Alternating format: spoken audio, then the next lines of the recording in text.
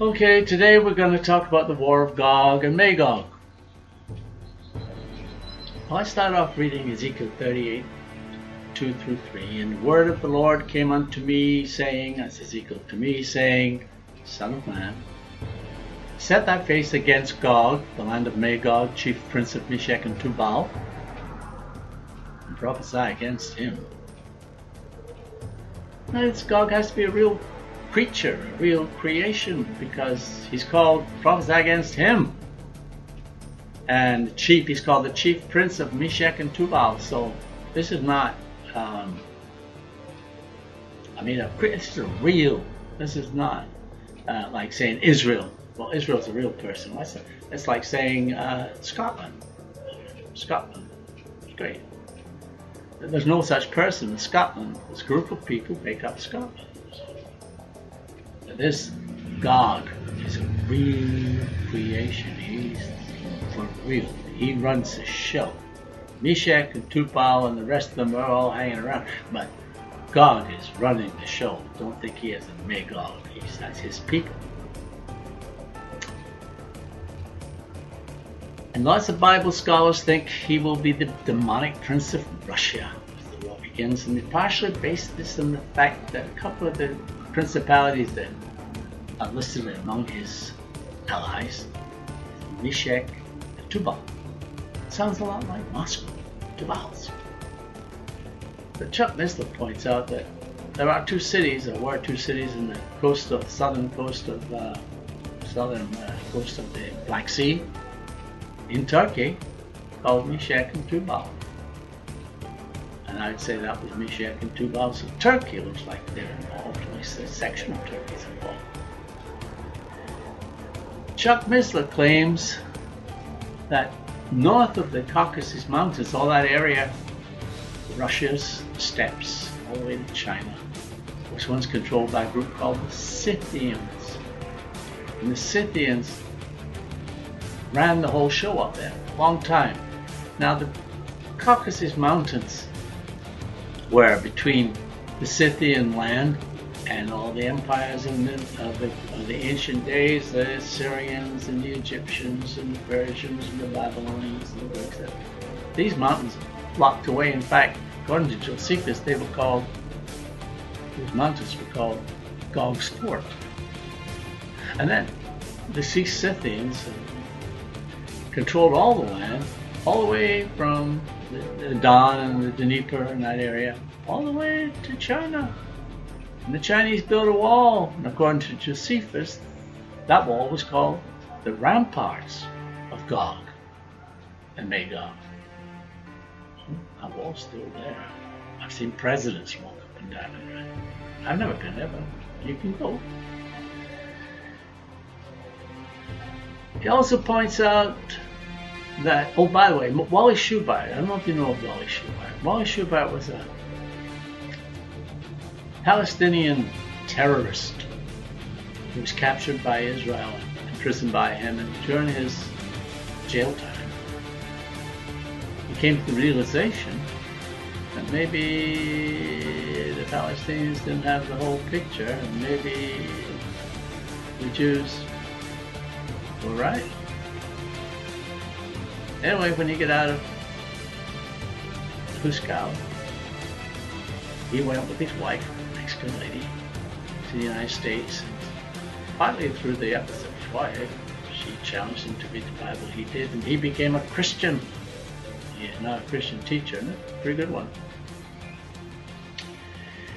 Anyway, he thinks that Russia won't be involved in the war of Gog and Magog, but that the southern Islamic states of the former Soviet Union will be. That's possible.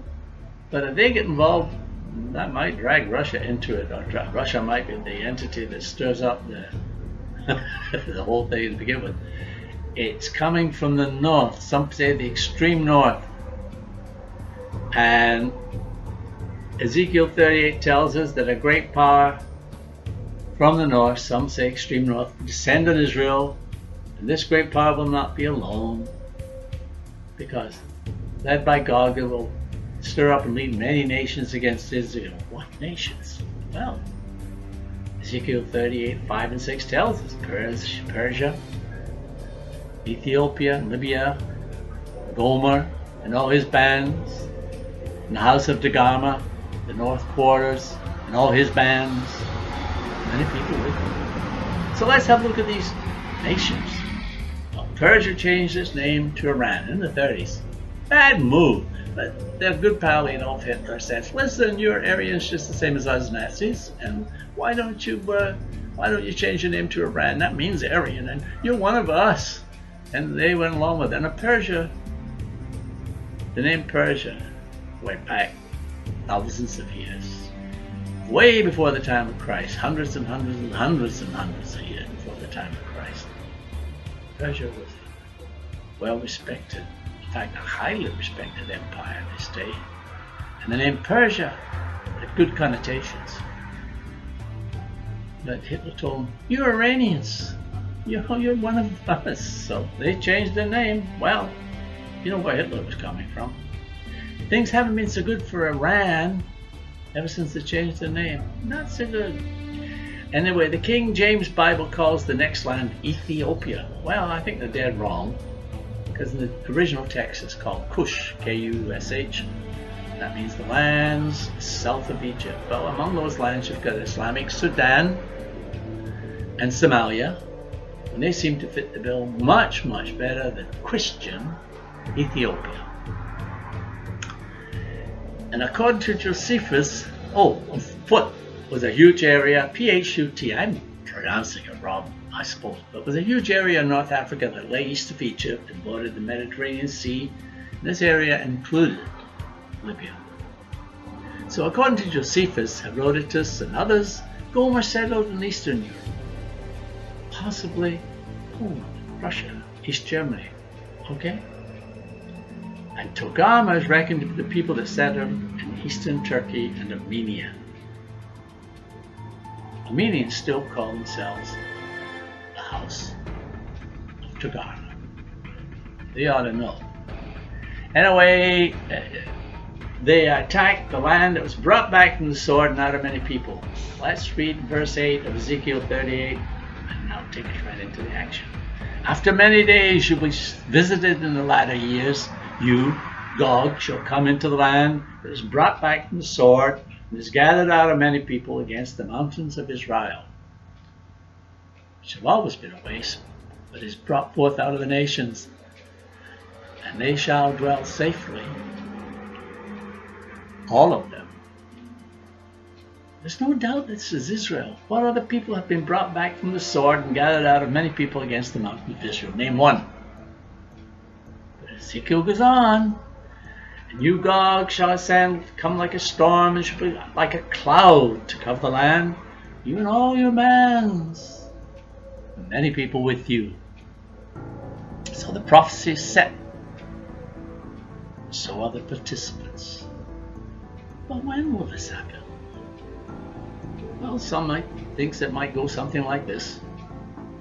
In the end days, when Antichrist has done his number, he's desecrated the temple, he's down in Egypt, conquering Egypt, and he's at the height of his power. He hears news from the north and the east that alarms him. This is when his empire starts to unwind. The Antichrist empire starts to come apart. So he hears news from the north and the east that alarm him. The east is the kings of the east. We'll come to that later. But the news from the north is what? Has Europe risen up in a rebellion against him? Europe? Europe can't even control itself right now. What doesn't mean say it won't happen. But Europe, my God, I've never seen such a mess in my life as Europe is right now. I mean, they can't control themselves. And then others say, well, this is actually the invasion of Gog and Magog. Well, possibly. But if this were a movie, it wouldn't be hard to come up with a more intriguing scenario than the previous two propositions, and still not stray 1 inch from prophecy. For instance, many believe that Gog-Magog war may easily predate the rise of the beast and the tribulation. If that happens, well, the Gog-Magog war would provide an unequal peace platform for a brand new media star to show his stuff. Good old Antichrist will be able to rise up out of the rubble and make a grand entrance and pose as the champion of poor beleaguered Israel. And if this beast turns out to be an Assyrian, and most Assyrians are Christians, he could also claim to the second coming of Christ. I looked, Revelation 6:2, and I looked, and there before me was a white horse. This copycat Christ will enter riding a white horse. He has to. After all, the real Jesus will also make his grand entrance on a white horse. Revelation 19:11 says, I saw heaven standing open, and before me was a white horse, whose rider was called Faithful and True. At the start, this substitute Christ will pose as the greatest of all peacemakers. And Revelation 6:2 says, his riders held a bow and was given a crown. And the false Jesus will enter carrying a bow with no arrows, and he will make his big peace move, which will be so successful, he will then be given a crown. And maybe even the now discredited Nobel Peace Prize. Who knows? All good up to him. But how will this all play in Islam? Well, my pal Anthony, who does this, is the green screen behind me right now, he says, you're going too long, Tommy, so cut it short and so I can get the stuff out fast. Okay, Anthony, I'll do that. So I'm going to knock it off right now. I'm not going to come back today or tomorrow, probably tomorrow, and we will deal with this part 2. How will this play in Israel, in Islam? Well, tune in. Stay tuned. Click the like button and subscribe, please. And go to Kindle and buy the book. And say thank you to Anthony. He's working for nothing. He's just doing it because he likes to do it, and he's learning his trade. He's doing a good job. Say thanks to Anthony. E-N-E. He likes to call himself Anthony. Anyway, say thanks, Anthony. You're doing a good job. Write a little comment. Hey, Anthony, you're doing a great job. He's a good old guy. He's a young guy. He's a good guy. So check him out. Anyway, we'll see you very soon. Hang in there. God bless.